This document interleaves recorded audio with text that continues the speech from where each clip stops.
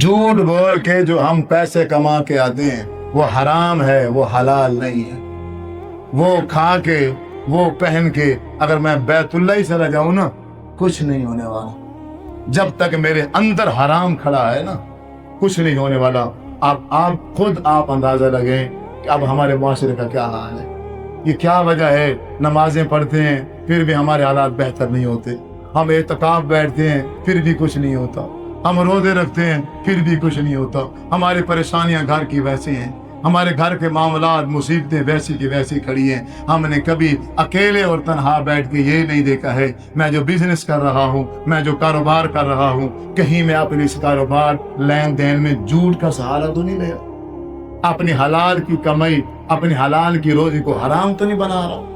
محنت ویسے میں سارا دن کرتا ہوں، دھوپ میں ویسے سارا دن کھڑا رہتا ہوں، سفر کرتا ہوں، دور دراز جاتا ہوں، ایک میرے جھوٹ کی وجہ سے اگر میری وہ حلال کی کمائی حرام ہو جائے تو مجھے کون سمجھدار کہے گا؟ پھر مجھ سے بڑا بے وقوف کوئی نہیں ہے۔ آپ میرے بزرگ ہو، آپ میرے بھائی ہو، آپ بھائیوں سے میں یہی گزارش کروں گا، آپ آج ہی سے اپنے دل کے ساتھ یہ تہیہ کریں، جس طرح سے مردی مشکل حالات آ جائیں، ہم جھوٹ ہو، ہمارا سگا بھائی بھی پھنس رہا ہو نا، ایک طرف سے بھائی ہو دوسری طرف سے دشمن ہو، جو سچا ہو ہم اسے سچا کریں گے، ہم اس کو جھوٹا نہیں کریں۔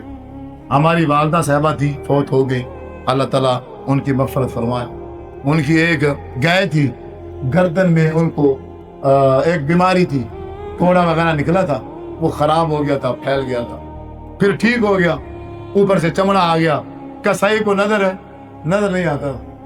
اگر اماں نہ کہتی تو اسے پتا، اپنی طرف سے تمہیں تسلی کر لی ہے، دیکھ لی ہے، اس نے کہا جی ٹھیک ہے میں لینے کے لیے تیار ہوں۔ اماں جان نے کہا کہ میں رک جاؤ، گائے جو تھی اس کا منہ اوپر کیا، وہ چمڑا ہٹایا اور اس کو وہ داغ دکھایا کہ اس میں یہ بیماری ہوئی تھی، یہ پھوڑا نکلا تھا، یہ اس کا زخم ہے جو اب چھوٹ گیا ہے، یہ دیکھ لو۔ اس کو دیکھنے کے بعد پھر ریٹ لگاؤ۔ ویسے وہ جو گائے تھی، ویسے وہ تقریباً 60,000 کی تھی، تقریباً کتنے کی تھی؟ لیکن وہ کسائی کہتا ہے اماں جان یہ جو آپ نے عمل کیا ہے نا، یہ ہے 60 کی ہی، میں اس کو 80 کی لے کے جاؤں گا آپ سے۔ وہ اماں جان سے 80 کی لے کے گیا اور منڈی میں اس کی 90 کی لگی۔ یہ سچ ہے، یہ کیا ہے؟ یہ سچ ہے۔ سچ بولیں گے، جو تھوڑا منافع آئے گا اللہ اس میں ایسی برکت رکھ دے گا، جو حرام کے پیسوں سے کام نہیں ہوگا وہ حلال کے پیسوں سے ہو جائے گا۔ ہمارا گھر بیماریوں سے بچ جائے گا، ہمارا گھر ڈکیتیوں سے بچ جائے گا، ہمارا گھر پریشانیوں سے بچ جائے گا۔ اور ایسی دولت کو میں کیا کروں؟ مجھے نیند ہی نہ آئے، لاکھوں کروڑوں کا میں مالک ہوں اور میں کھا ہی نہ سکوں، ڈاکٹر میرے پر پابندی لگا دے اگر تو نے کھایا یہ تیرے لیے زہر ہے۔ کیا کروں گا میں ایسی دولت کو؟ وہی حلال نہ کما لوں جو کھانا نصیب بھی ہو جائے، جس کو میں پہن سکوں۔ اپنے معصوم چھوٹے چھوٹے بچوں کو میں کیوں حرام کھلاؤں؟ خود کو جہنم کا ایندھن بناؤں، اپنے بچوں کو جہنم کا ایندھن بناؤں۔ پاگل ہوں میں، اپنی اولاد سے محبت نہیں ہے، خود سے محبت نہیں ہے، جہنم کے ایندھن میں تیار کر رہا ہوں۔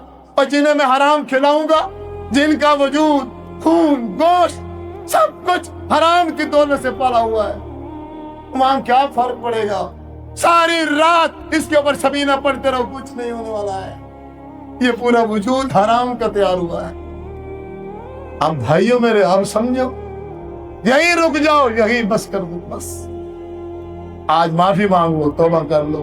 بقایا زندگی کاروبار ہے، بزنس ہے، دین ہے، شریعت ہے، لین دین ہے، مجلس ہے، جو بھی میٹنگ ہے، سچ بولنا ہے، جھوٹ کا سہارا۔